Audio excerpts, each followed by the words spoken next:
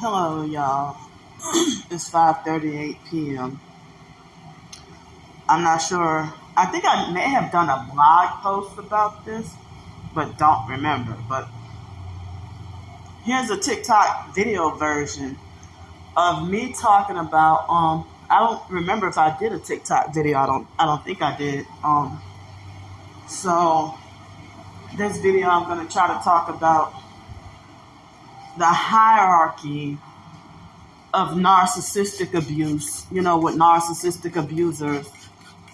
So if they have,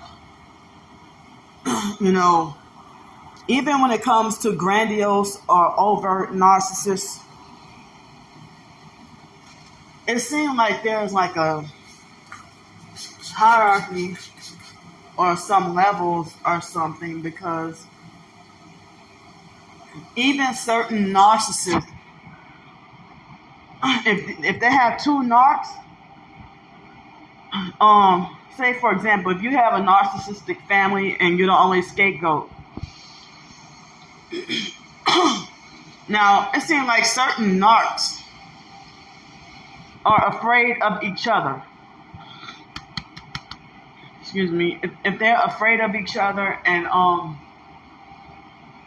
so what they'll do is they'll be two-faced and fake towards each other and backbite.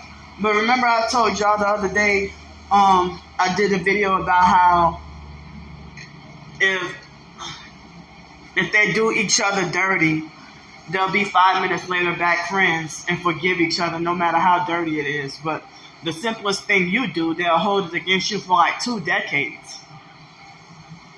Or, use that to petty little thing to justify not liking you for all these years. So, say for example, my own twin sister though, she'll do the most with, trying to bully, harass, intimidate, of course gang stalking as well, But then, it's like she would know her place. And if she thinks she can do all this tough shit to me, but she's scared of other family members who are like, if they're more powerful than her and more susceptible to or capable of doing more damage. So she would be like submissive and scared and defenseless about them the same way I would be about her, and scared to stand up to her. And then the same thing with people out on the streets, or if other narcs are seen by society as intelligent, smart, or mentally normal, and if they got so-called special ed people like us, it seems like if my twin sister would be taken advantage of and abused by narcs more powerful than her, but then she doing what she do, do what she do to me.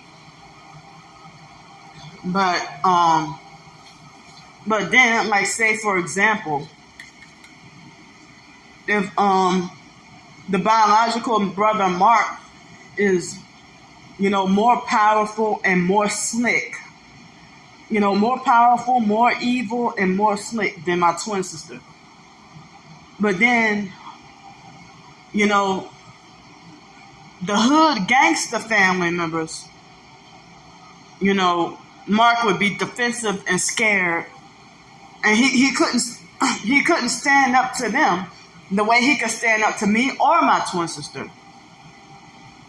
And it was the same way, like in the foster family too. The fake foster mom, Adrian Felder. She thought she was she bragged about being, 4 feet 11 inches tall. She looked shorter than that, and I'm 5'2". So she thought she was the biggest, toughest woman in the world. I think they call that Napoleon syndrome.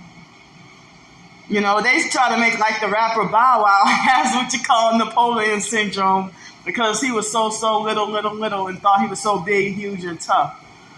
And it's like a lot of the narcs, it seemed like a lot of them be tiny little people. They don't even be big, and sometimes they might be big and huge, but a lot of narcissistic abusers, they're tiny in size and almost like damn near midgets, and everybody, the whole world, be freaking scared of them. You know, you might have somebody that's 6 feet 8 inches tall, you know, and if there's a narcissistic abuser that's 4 feet 7 inches tall, that 6'8" guy would be, you know, frightened, intimidated, and scared by that little bitty woman. That little bitty woman. So the foster mom, like that fourth husband she had,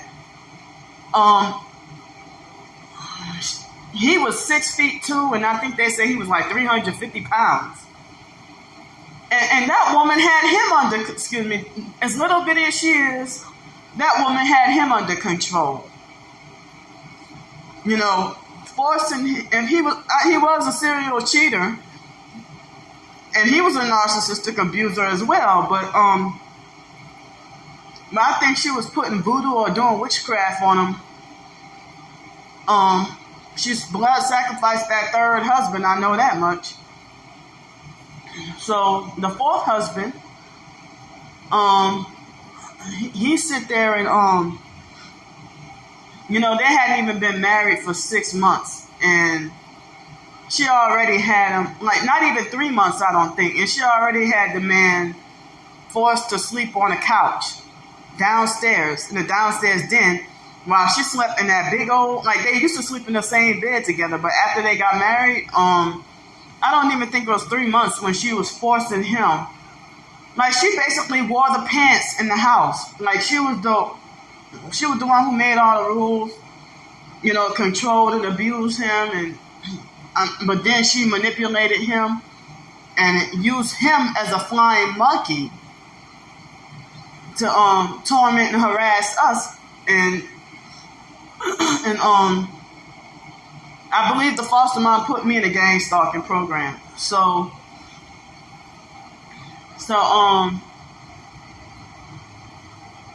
then out in the streets, one time, like, I was 12 years old in the 7th grade. And for once, the foster mom, you know, I was being bullied and picked on, you know, on the bus or whatever. And I wanted to sit in the front seat to get away from all the bullying and being picked on. And the bus driver was rude to her. And the abusive, narcissistic bus driver was abusive and rude to her. And put her in her place and made her submissive and quiet and back down. And that was the first time I saw the foster mom do that. The second time I saw was when they had the abusive, narcissistic New Orleans foster care court judge. Her name was Ernestine Gray. And when I think the foster mom tried to challenge her or something, or maybe and the court judge brickwalled her. And when she brickwalled her, like, she was like, it seemed like that court judge was more powerful of a narc than the fake foster mom. So the foster mom was submissive and quiet and got all scared and everything. So yeah, it seemed, you know how people always talk about how people like to pick on the so-called weak. And the abusive foster mom, she used to tell me, you know, see, Candy, people like to prey on weak people like you. And stuff like that. Trying to talk about that I'm easy prey. And, you know, and people would talk about how I'm vulnerable and gullible. And this, that, whatever, you know. And easy to be, they made it like they always knew that I was easy to be taken advantage of. And, you know, I always got blamed every time I got screwed over, used, taken advantage of, raped, whatever, you know. Any and everything bad to doggone happen to me, you know, but it seemed like a hierarchy of narcissistic abuse, with certain narcs being scared of others and being more powerful than others. So what's y'all experience? What do you know about it?